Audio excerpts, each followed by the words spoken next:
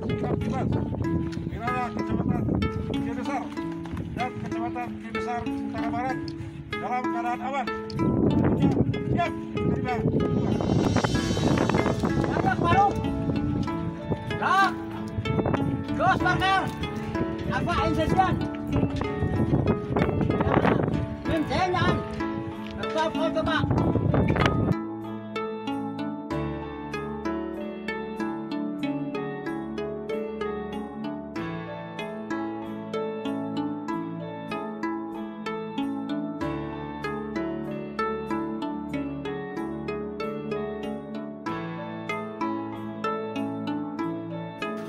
Bapak Sujari anak Ilbuli, Hussein Kojai, Mama di mana tempat iman baru.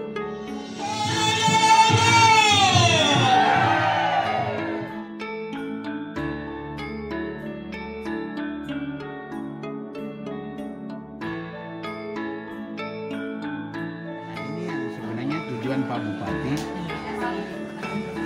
ajak Pak Komarudin kita semua ke sini untuk bagaimana membangun akses ini, konektivitas ini terbangun supaya rakyat itu dapat manfaatnya. Saya kok bicara? Nah, Lona, kau jalan bolak-balik sini apa yang kau rasa? Judulnya iya, tepuk tangan lu setengah mati. Ini nggak direkayasa Bapak Wami ini. Dia bilang apa? Setengah mati. Dia bilang setengah mati. Bapak Wami yang jawab. Ini ojek, mau ojek ini bayar berapa? Hah? Satu kali jalan? Kalau kembali 100. 100. Itu dari mana? Dari Riamru. Riamru. Kalau dari Holat, daerah Holat kalau mau pilih Holat berapa? Hah? 100. Itu ibu kota kecamatan. Nona, apa yang kau sekolah kan? Baru tamat. Damat SMA. Ya. Ya kau apa yang kau harap dari Bapak Wamen nih, waktu menteri ini? Kau ke sini. Kau bilang Bapak sini. Apa yang kau harap dari Bapak Wamen? Yang saya harap Bapak bisa melihat jalan ini dan memperbaiki agar masyarakat tidak kesusahan untuk melewati jalan yang Siapa yang suruh kau bicara begitu? saya sendiri. Kau sendiri. Saya sendiri tidak ada biasa. Ini kan karena Pak Bupati sudah datang. Ya. Pak Bupati sudah datang pasti beres. Amin. Nanti kita bereskanlah sama-sama. Amin. Jadi saya juga kan dukung Pak Bupati gitu. Jadi kita dukung supaya biar Pak Bupati juga sukses bangun daerah perbatasan. Ya. Oke Nona. Supaya kalau lewatnya motor kan Nah, kalau di sini kau foto dan Pak Wamen. tidak naik-naik kan gitu ya. Di sini kau foto. Biar kita foto.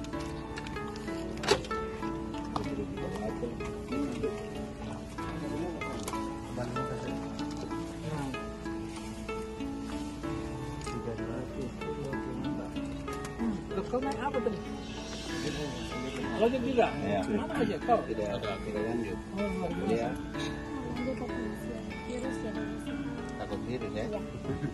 Ternyata ketahuan kalau semua orang takut mati. Iya. Baik. Jadi ini mau pulang kampung atau belanja? Terus sebentar kembali lagi di ojek yang sama. Berarti bayar 100 gitu. Oke. Kasih Nona ya? Karena sudah hafal yang ini. Sudah hafal ketua. Apa? Nanti minta fotonya biar ingat-ingat tuh. Nah itu dia foto tuh. Foto tadi bro. Kasih Nona ini biar ingat-ingat. Saya sudah beberapa tentang wakil menteri PUPR yang urus ini. Supaya punya motivasi. Kita dari desa yang sama. Kita ini orang susah juga begitu. Supaya ada motivasi bahwa kalau yang lain bisa, saya juga harus bisa. Kan begitu ya. Oke, terima kasih ya. Baik, mari. Apa yang jadi Pak Bupati? Masuk di manajemen. Masuk. Nah, ada lagi ur di atas ini. Jadi dua jembatan ini masuk. Ini jaraknya Ini bentangannya berapa? 25. 25. Sama juga ya? Sama juga. Oh yang ini? Oh ini bentangan 50. Oke, yang ini 30. Ini sudah lama sekali, KI besar ini sudah lama sekali tidak bangun. Dan ini mereka adalah garda terdepan mengawal batas wilayah Indonesia ya. Jadi saya pikir ini pintu gerbang yang wajib dibangun oleh negara. Hari ini kita diajak oleh Bupati bersama Pak Komarudin dari Komisi 2 DPR RI. Memang lihat beberapa surat, saya tadi lihat dokumennya dari Pak Bupati itu sudah ada catatan dari Pak Menteri juga, kemudian Pak Dirjen Bina Marga juga sudah ada. Saya pikir ini yang mungkin kita akan tindak lanjuti supaya jalan keliling Kay Besar ini ya itu kurang lebih sekitar 200-an kilo ya, 200-an kilo. Yang lain sebagian tadi Pak Bupati sudah sampaikan. Gimana kalau memang ini ada kebijakan yang sudah masuk di dalam RPJM nasional, ya saya pikir ini akan kita bisa dorong karena sudah ada catatan. Kemudian karena kemarin refocusing anggaran terkait dengan penanganan COVID ini dari Kementerian PUPR itu cukup besar, dari total APBN di tahun 2020 itu kurang lebih sekitar 120 triliun. Kemudian dengan adanya COVID ini terjadi refocusing, pergeseran untuk penanganan COVID itu kurang lebih sekitar 46 triliun ya. Nah, sehingga ada banyak kegiatan yang seharusnya bisa dilaksanakan tahun ini tapi memang tidak dilaksanakan karena pada saat refocusing untuk penanganan COVID. Nah, kita berharap di tahun 2021 yang tunda di tahun ini akan lebih prioritaskan di tahun 2021 ya. Nah, berharap apa yang disampaikan Pak Bupati Maluku Tenggara ini memang saya pikir ini sudah lama sekali, Kay Besar ini sudah lama sekali tidak bangun, dan ini mereka adalah garda terdepan mengawal batas wilayah Indonesia ya. Jadi saya pikir ini pintu gerbang yang wajib dibangun oleh negara.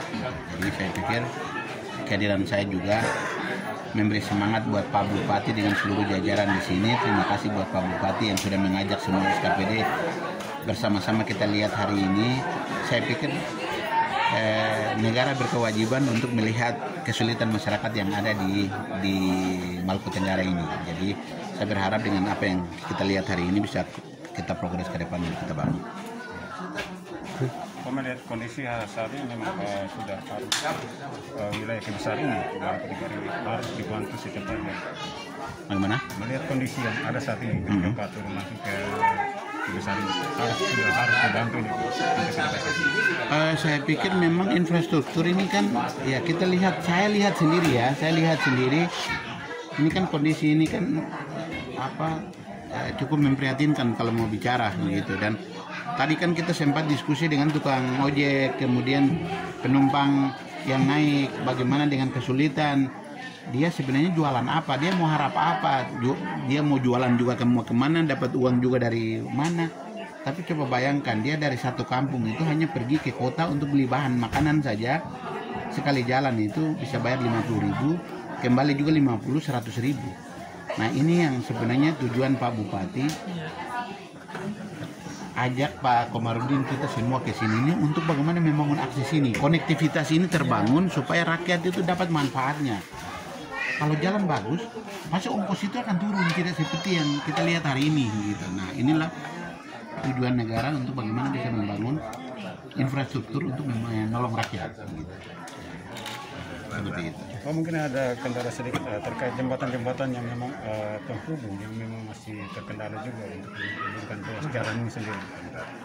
Jembatan tadi yang Pak Bupati sampaikan itu ada dua ya, yang harus dituntaskan. Ya, saya pikir kalau memang orang bangun jalan kan mesti harus ada jembatannya juga kan begitu. Jadi tidak mungkin orang aspal jalan bagus-bagus kemudian putus di jembatan kemudian lanjut sebelah itu, tidak ada konsep untuk pembangunan infrastruktur, tidak ada begitu. Jadi konsepnya adalah kalau ada jalan di situ harus bangun jembatan, Jadi kalau program ini jalan berarti bangun jalan sekaligus dengan jembatan harus tuntas begitu.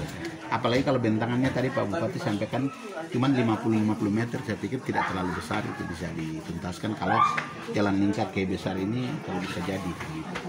Dan saya pikir dokumen sudah masuk, seharusnya diprogres tahun 2020 ini, tapi sekali lagi ini karena COVID tergeser, mudah-mudahan ke depan 1-2 tahun bisa dituntaskan untuk bisa jalan. lingkar di pulau besarnya bisa dituntaskan. Pak, mungkin bagaimana perasaan Bapak sendiri saat melintasi tengah dari wilayah besar ini, Pak? Perasaannya sendiri seperti apa? Saya rasa bahwa kondisi saudara-saudara kita yang ada di sini itu sama seperti yang ada di Papua juga, sama seperti yang di Aceh. Jadi di mana tempat saya pergi itu kondisi itu mirip-mirip begitu. Nah, ini yang saya sebenarnya kesempatan Tuhan kasih kita kepercayaan ada di sana. Perasaan ini saya ingin kita bawa untuk bagaimana membangun supaya mari kalau kita pepatah bilang duduk sama rendah berdiri sama tinggi, mari kita bangun infrastruktur untuk mewujudkan supaya rakyat sejahtera. Harapan Bapak untuk harapan Bapak untuk masyarakat Maluku Tenggara dengan langkah yang diambil oleh pemerintah Kabupaten Maluku Tenggara. Saya pikir ini kan namanya membangun infrastruktur itu kan tidak seperti kita tidur malam ini terus kemudian mimpi besok jadi, kan tidak ada. Ini kan butuh waktu tuh. Jadi saya pikir sama seperti kita berkebun. Hari ini saya berkebun, saya menanam, pulang tidur besok pagi ambil hasilnya, itu tidak ada. Jadi ini kan butuh waktu, ini butuh pergumulan, butuh uang. Dan saya pikir apa yang dilakukan upaya oleh Pak Bupati ini satu upaya yang sudah dilakukan, bagaimana dengan bantuan pemerintah pusat ya bersama dengan pemerintah daerah ini sinergi bisa jalan untuk membangun konektivitas ini supaya terakhir itu bisa dinikmati hasilnya oleh rakyat. Ya. Jadi begini, perencanaan itu dia rencanakan jalan seluruh Indonesia. Jadi katakan direncanakan pembangunan menengah ini jalan seluruh Indonesia, kita bangun 1 juta kilometer. Tapi kan itu namanya rencana, jadi tidak otomatis langsung bangun. Apalagi dengan COVID begini, pengalihan anggaran begini itu tidak mudah. Tapi harus rajin. Kepala daerah harus rajin terus datangi, karena banyak program di hampir semua departemen itu ada. Tapi harus seperti kita pergi pancing lah itu. Siapa yang rajin pergi pancing ya dia bisa dapat, kalau tidak pergi ya hanya kasih surat saja, jangan harap mau. Nah, Pak Bupati kan sering pulang pergi Jakarta, dan ini anak Jakarta pasti dia lebih tahu urusan Jakarta. Tapi teman-teman wartawan juga harus pemberitaan terus supaya orang banyak mengenal daerah. Karena saya rajin ya memantau pergerakan IT. Itu di sini malah anak-anak muda-mudi yang kasihan, yang ada istilah apa, kaki jalan Terlalu cepat. kaki jalan. Itu yang mereka top itu. Kalau kita buka Facebook apa itu mereka justru memperkenalkan. Nah itu kita harus punya kelompok-kelompok gitu terlalu banyak supaya mereka bermain terus. Karena dunia sekarang ini siapa yang menguasai teknologi IT, dia yang menguasai segala macam informasi.